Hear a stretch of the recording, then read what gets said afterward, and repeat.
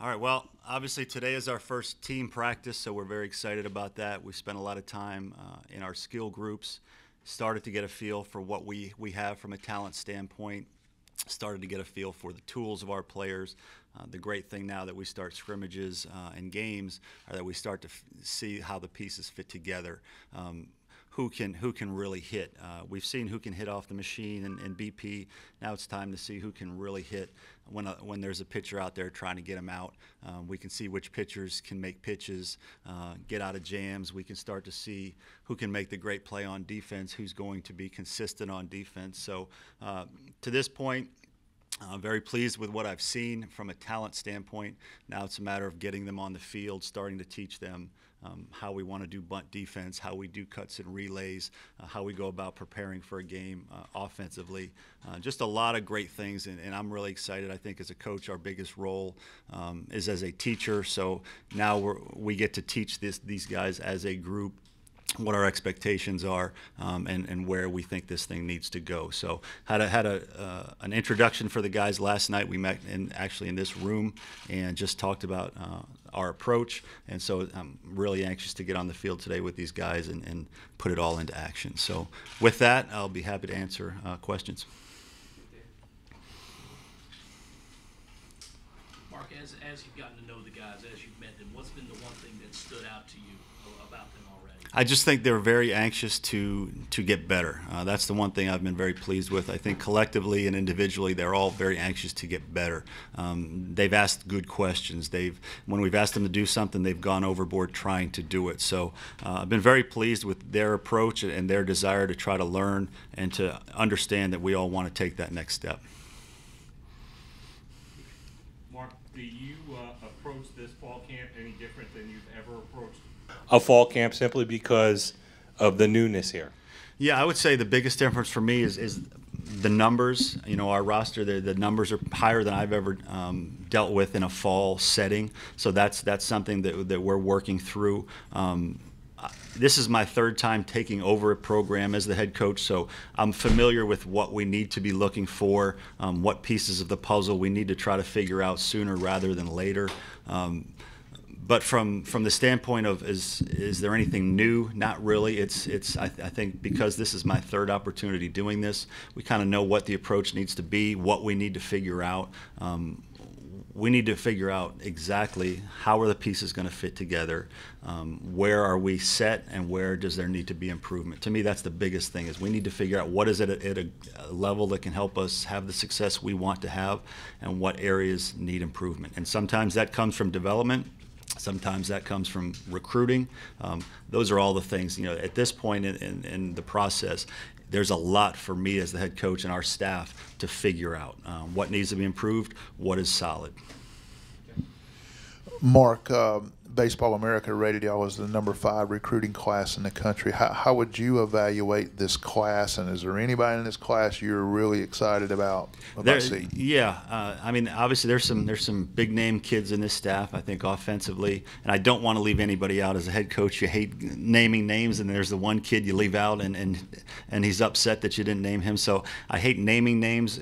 Off the top of my head at this point, I would say Campbell and Jacobson of the young position players have the most notoriety coming in, and it's probably deserved based on what we've seen so far. Young pitchers, you have some really good guys. You have Chapman, you have Majinski, really good guys. And like I said, I don't want to leave anybody out. Stone's going to be a good one. There's a lot of good young talent in that class, no question. Whether it's the #5 class in the country, I think you never really know that until 2, 3, 4 years down the road. But there definitely is some good young talent in that class, and what we need to figure out now is which of these guys are ready to help us right away. To me, that's the biggest factor. They're talented. Are they ready to help you win ball games at this level? Mark, after watching this team from afar and seeing what you have coming in, what in your mind is the biggest barrier to success that you will have to overcome this year? Well, I was asked the question the other day on the radio, am I concerned about our pitching. Is our pitching a concern? And my answer was, at this point, it's not a concern. It's a challenge because we have so much to replace. So I'm not going to label it a concern until it has to be labeled a concern. My hope is that these young guys are going to be ready to pitch because they're very talented. My hope is that the returning players that maybe had solid seasons last year will be able to have really good seasons this year. My hope is that a guy like Hill becomes a dominant SEC starter. So I'm not going to call our pitching a concern. I'm just going to say that that's probably our biggest challenge at this point, but sometimes the biggest challenges turn into a strength come springtime. So I would say at this point that's our focus in terms of that's where we really know that we better figure some things out. Position player standpoint, offensively, defensively, we're going to be pretty good. I feel confident in saying that what we have coming back, what we're going to be able to do to help these guys, I feel pretty confident saying that our offense and defense will be very, very good. Mark, in the back here, going off of the pitching, how much headway do you think you can make here in fall ball, especially with some of those new guys? Well, it's just a matter of it's part figuring out how good they are now, and then from that point, it's figuring out what can we do to help them. First thing we just need to figure out is who is going to be capable to be a starter, who is going to be relegated to a bullpen duty. All those roles need to be figured out. And you can't figure out all that stuff in the fall. You can kind of move in a good direction. But we need to figure out who are the capable starters, who fit better in the bullpen, who's going to be a lefty matchup guy, who's better in short burst, who can bounce back. There's a lot to figure out in terms of how you put together a team. So part of this is figuring out where these guys will fit into the puzzle. The second part then is once you figure that out, all right, how do we get these guys better? How do we help them improve? Coach, are there any guys you might be limiting this fall for injury or anything like that? Or? Yeah, unfortunately, there's every fall with every team in the country, there's guys that are not going to pitch or play as much as you want.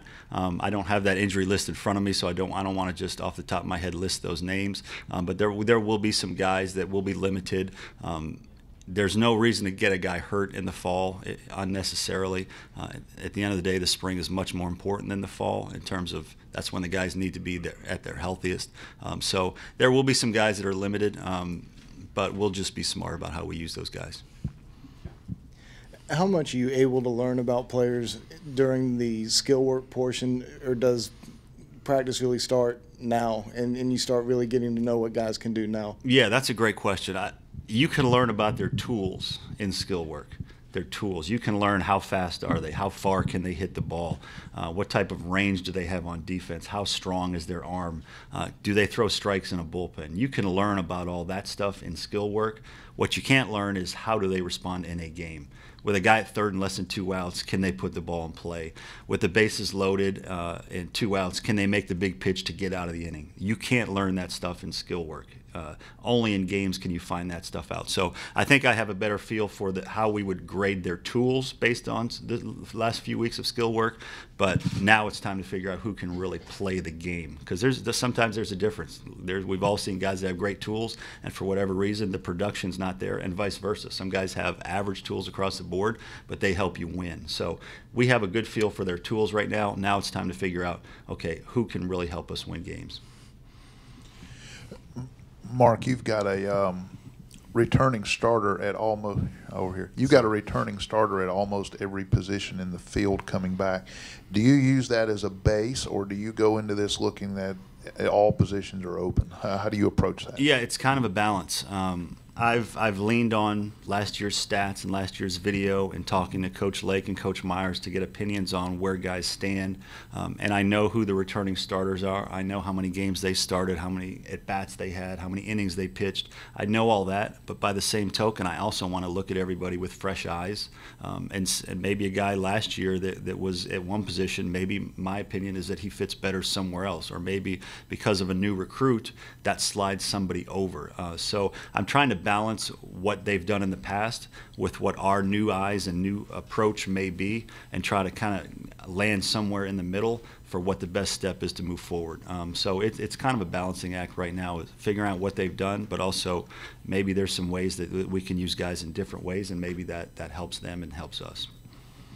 Mark, do you have an ETA on the schedule, and do you know some of the non-conference opponents that you will be playing? We're probably, I would say, 95% done with the schedule. There's a few little tweaks that are still left to be figured out. So I would say that schedule will be released in the next month or so. How is the you've got people like Coach Tanner, Coach Myers, Coach Lake. How have they helped you in your transition? And how often, obviously you lean on your staff every day, but maybe Coach Tanner, how often do you lean on him? Just a few questions about different aspects. Yeah, the biggest thing with leaning on those guys is just help me learn something in a matter of one conversation, as compared to if I didn't have anybody here, I could ask questions, and maybe it takes you a month or two to learn things in terms of who do I want to talk to for this topic, or is this somebody I can trust, or is this somebody maybe not so much. There's a lot of things that they've helped us with just in terms of the transition and the process of taking over a program. I mentioned at the press conference, I don't think Coach Tanner hired me to have me call him every day and ask, should we hit and run with this guy? Who should be our shortstop? He's got enough to worry about. But by the same token, that he's one of the greats in our game. So if I want an opinion, it's good to have him there. Sometimes you just want to bounce an idea off somebody, and then he may say, you know what, I tried that 15 years ago and it didn't work. I thought the same thing. I thought it was a great idea. I tried it and it didn't work. So it's good to have somebody like that to bounce an idea off, because he's been there, done that. By the same token, I have a lot of confidence in my staff, and so we'll be working hard every day and doing what we feel is best for the program. As you canvass the state, settle into the position, what have you known as far as asking people, and what have you found out about not only the culture of this program, but the passion that people have for this program? It's through the roof. Passion for this program is through the roof, and I love that. Go big or go home is the way I look at it. At this point in my career, and kind of it's always been, my biggest break in coaching was as an assistant coach when I was able to go to the University of Miami, and it was the same mindset. That was a team that had won national championships, had one of the proudest traditions and strongest fan bases in the country. So I was introduced to what that is a long time ago as an assistant, and now to be part of a program just like that as the head coach, to me, it's what it's all about. I just feel like at this point in my career, this is what I want to be a part of. I want the expectations, because our expectations are the same. I've never been a part of a baseball game that I didn't have a strong desire to win. And so whether you're at South Carolina or South Florida or wherever you may be, that doesn't change. And so I was asked earlier this morning, do I feel that pressure?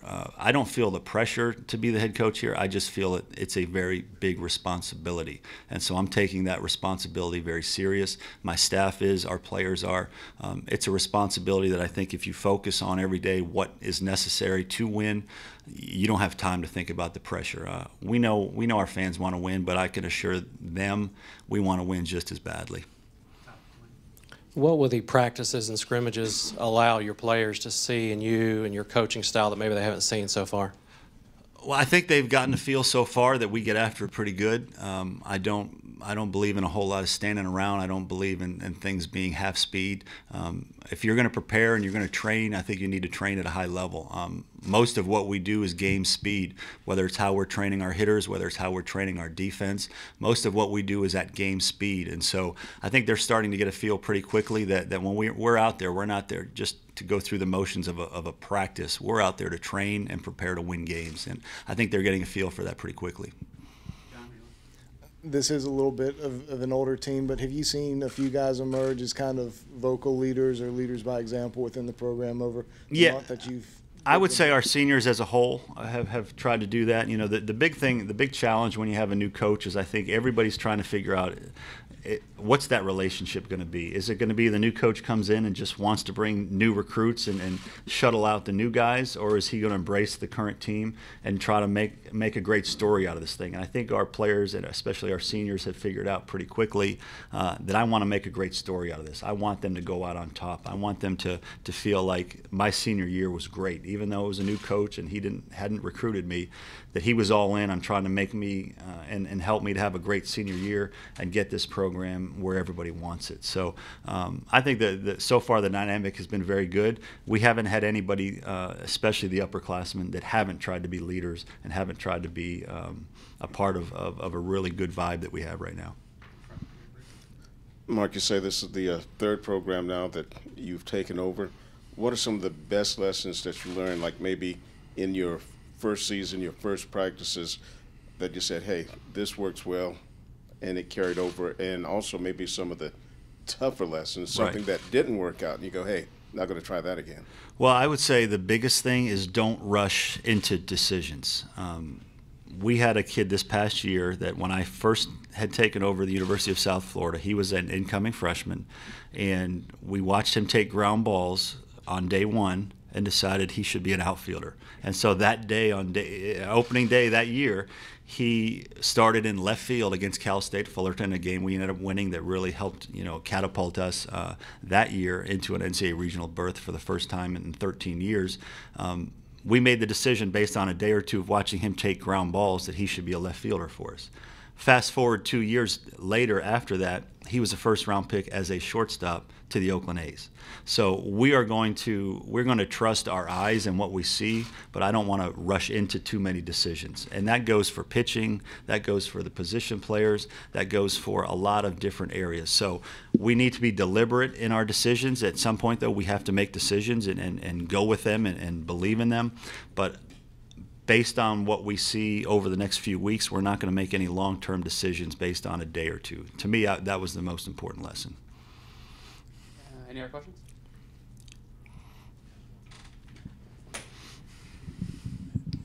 You ever had this many media show up for fall practice before? And are you constantly surprised at the attention the program gets? First question, no. Second question, no, I'm past the point of being surprised. But once again, I think that it shows how important this program is to a lot of people, to the media, to our fans. To me, I love it. I think that's what it's all about. As a coach, I can assure you I didn't work any harder when I was at Miami or Tulane or Illinois State or wherever we may be. Coaches work extremely hard. So if you're going to work that hard and try to put everything you have into it, you might as well, when you have success, you might as well have this many people that want to celebrate it with you in terms of fans. So to me, I love it. I love it. All right. Thanks, guys. Appreciate it.